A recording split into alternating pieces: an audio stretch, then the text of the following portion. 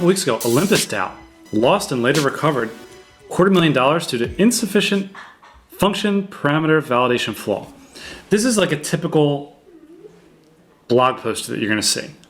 Insufficient function parameter validation flaw. What does that mean? What do those words mean? Anything can happen. Why is this happening? What specific thing is causing this to happen? When people are writing test cases, or not writing test cases, the test cases are only testing the things that are supposed to work. They're not testing the things that should be stopped, which is a major part of testing. So did anybody lose money on the OlympusDAO?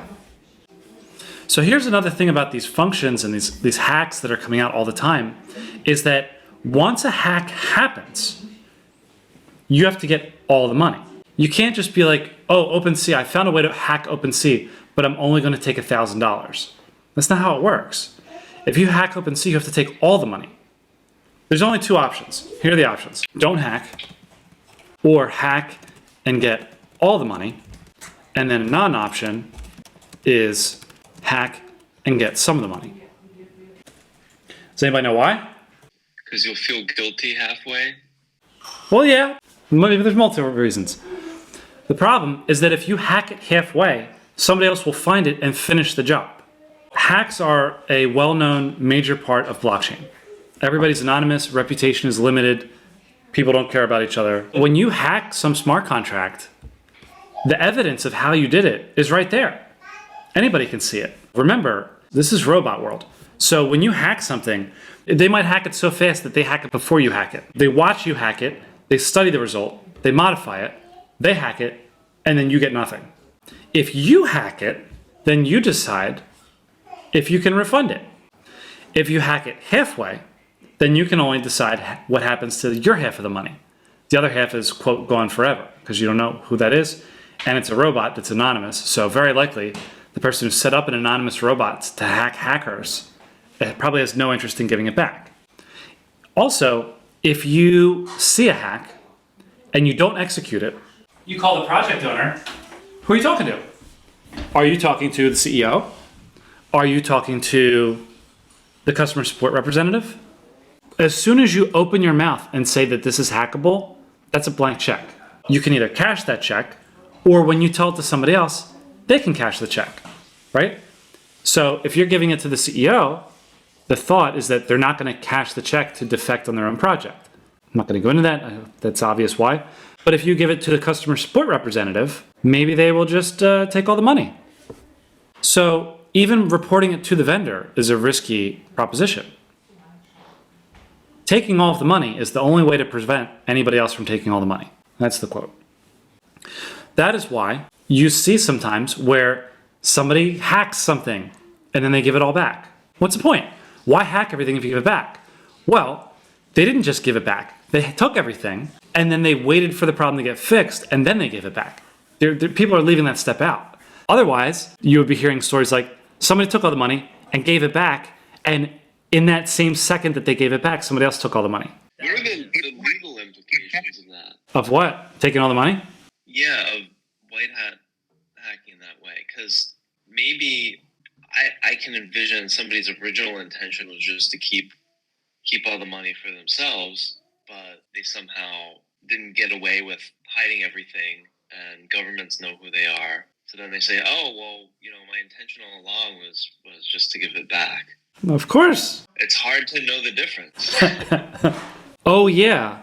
When I accessed Etherscan 3 years ago without a VPN, I looked up this address that's my own address. But when you're sitting on 100 million, that's the you're thinking is, did I use Tor every single time and access from a neighbor's Wi-Fi when I was driving a McDonald's? This is not technical or legal or theft advice. I'm just saying that must be going through someone's head. It takes a few nights of sleep or not to be comfortable with keeping your $100 million. And so that's why you're hearing people say, oh, I meant to give it back all along. Executing a heist, even if you're a white hat, that's stressful too. You're thinking, okay, this might work. And in your head, you might not be a paranoid person, but after so much smoking and staying up all night, you're thinking somebody else might have this too. Am I competing with anybody else? So I can totally relate to somebody being like, I'm going to hack this on Monday and kind of, go in airplane mode until Thursday. That's totally chill. And then Thursday, go on Twitter and just telling yourself like, yeah, this is okay. I took 100 million. They probably figured out what happened by now, and just go off of Twitter for a few days and, sleep, shower, maybe tell one or two people. I'm wondering, like, are they going to fix it? Are they going to, in between when I thought of this and when I published it, is this going to, it's called fizzle. Anybody plays Magic the Gathering. Is this effect going to fizzle? Because they're gonna rug pull. Rug pull is just fizzle. Why don't we just call it fizzle? There's so many nerds in Web3. I used to play Magic, but I don't know fizzle. They play like a fireball, and you can cancel the fireball. So the fireball's gone. Instant, right? It's an interrupt. So they have an instant, and you have an interrupt. I hope they still use these words. That's a fizzle. All of this is rug pulling. We now call this sandwiching and rug pulling, but I would call this fizzle. And so from the outside, all you see is something happened. Nobody took credit for it. People are messaging them. They're not replying. Part of the difference between a hack being a crime and determining the intent is the setup itself. Someone who genuinely wanted to do a heist, they would have a sort of setup where they're able to get away. They can't be tracked. They're as anonymous as can be. They essentially wiping their footprints in a sense. But if someone is going to tell people, hey, I did this with good intention and I wanted to return it, even if they waited a few days afterwards, part of the context is, well, I didn't try to cover my tracks. I didn't use a VPN. I used a regular this or that. So, everyone could see me. So obviously, I wouldn't steal it if that were the case. So even if in that 2-day span of time you're saying where they didn't tell people that they did it, if the FBI knocks on their door and says, hey, we tracked the money to you, you can be like, oh yeah, here it is. I'm a white hat. I did it just to protect everybody. And part of the context validates the intention that it was not a crime. Yeah. The word crime has a lot of baggage, so we can only talk about ethics and. Well, in this context, if you immediately give the money back, there's really nothing to sue in civil court. Unless they say, oh, you damaged our reputation by hacking us, you made us look bad. But even then, that's a weak case. I think the criminal charge, even if you gave the money back, the ominous they, might still press charges. But if you can prove that there was no intent to actually criminally steal it, well, that sort of puts into play what you're saying about the whole setup that a white hat hacker uses in the context of a hack, as opposed to a genuine heist with intent to get away. Let me give you two scenarios here. I'm not going to call myself a hacker. I'm not there yet, but there's a point where you're personally a target. I've read the NSA targeting guidelines. I am a target. Maybe not specifically, but does that make me concerned? Not really. And when I say target, I mean your OPSEC needs to be at a different level. When I'm full decent on Twitter and I ask a question, and if people are following me and they're doing security research, smart people might look at the things that I'm tweeting and say, oh, Will's onto something. I should go figure out what it is before he publishes so I can go be a black hat. That's a very reasonable, that's not a paranoid thing. That's what paranoid people say, right? So that's a reasonable thing, is to just follow somebody on Reddit and Twitter, see what they're looking at, and then get to the gold before they do. Somebody on the outside's like, well, that's crazy talk, that's paranoid. Obviously only criminals would cover their tracks. And it's like, do you understand how science works? You need to ask people questions all the time. So that's one thing. The second thing is that you're saying, well, if you gave the money back right away or this or that, when you're sitting on the heist, anonymity buys time. If they can't find you, then you can chill for a little bit, which is nice. There's probably other people that are going to help justify your behavior. Other people are going to be like, oh, yeah, anybody could steal this at any point. And this person might give it back. And also, if you give it back right away, you might give it to the wrong person. The situation is pretty slow here. And I'll talk about one that I was involved on the blue team side. It was on Arbitrum, and it was an NFT project, and somebody took a bunch of the NFTs. End of the day, they gave them back. But if they had given them back right away, they would have just got restolen. The worst time to be thinking about street smart stuff, like who should I give this money back to, is after you've done the heist. you have zero sleep. You're maybe paranoid or maybe burnout or maybe, you've been working on this and you're like, oh, I'm just going to jump into Discord, ask for the CEO. The not CEO replies and like, I'm the CEO. And then you just give all the money to them. And the rules are kind of unwritten on this. All we have are discussions. And precedents. It is a very interesting topic. There would be a nice blog post on the ethics of taking the money is the new responsible disclosure in Web3. And in this instance, it looks like they gave some back. They later recovered. I don't know if recovered means they was returned or recovered. Do we want to take a look at the code? Why 2 transactions? A test? A lot of times you do a commit reveal. Well, because it's in, like, stuff is in the mempool, they can see that, and they can front run you. Yeah. You would get a lot of alpha just watching the mempool, taking every transaction, running estimate, gas, and trace on it, and then switching the sender. Just take the existing transaction and switch from the current sender to the new sender, and then run estimate gas, see if it would fail or not. If it fails, when somebody else sends it, pass. But if the transaction would go through, then the next question is, what is the externality of the transaction?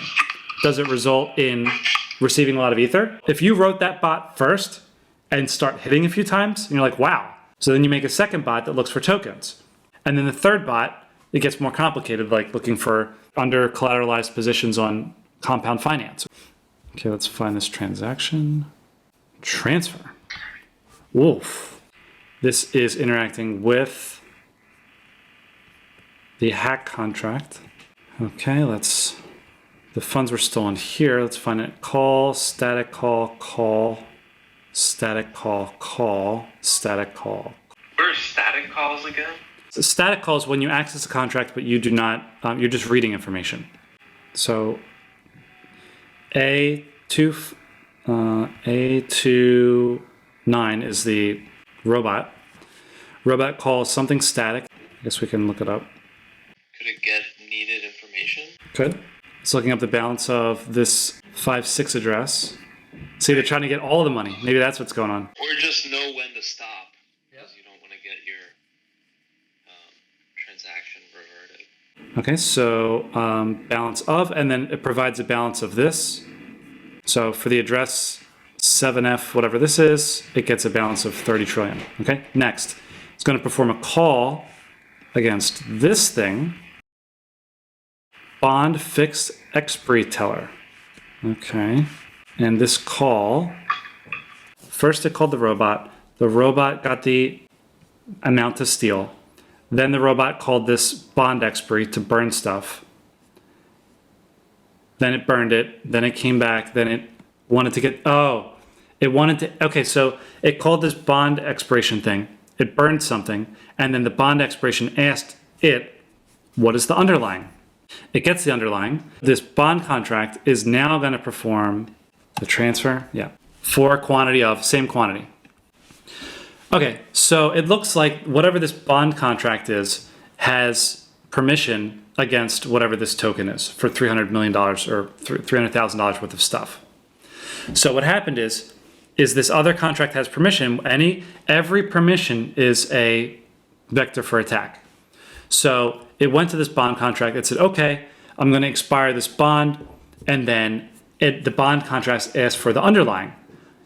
It lied about the underlying. It said the underlying is this other thing that I want to steal. So the bond contract went and stole that thing and transferred it. So there's a few problems here. The thing that was stolen should not have trusted this bond contract. The bond contract should not have allowed this unvalidated input about what is the underlying bond. The underlying bond should probably be saved at the time the bond is opened, not when it's closed. End result, $250,000, which they then gave back. It sounds like the solution is just to revoke permissions to the bond contract. How did the robot get permissions to the bond contract? Let's see, the thing that the robot did was... Yeah, what did it do at the beginning to... If the message sender is not the teller, revert. So how to become a teller? Yep, I got nothing. But we need better tools here for doing live streaming, so we can pull this stuff up quickly. But basically, the bond function is where the problem was, and for some reason this the OlympusDAO trusted the bond function. If you love Bitcoin, you should help Tor. Yeah, back when Bitcoin was anonymous, quote unquote. So the Wasabi wallet depends on Tor. Wasabi wallet is a well-known wallet for Bitcoin, and it has multiple Tor connections, circuits, at the same time. The Tor project originally started by DARPA, or the Navy, I forget. I like Tor.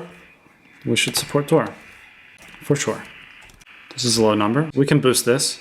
Torproject.org is the website. That's why I'm linking to it, because I've used this website.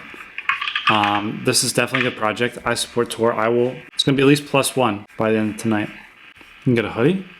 That sounds like a good idea. 50% of people on Tor wear hoodies when they're on the computer.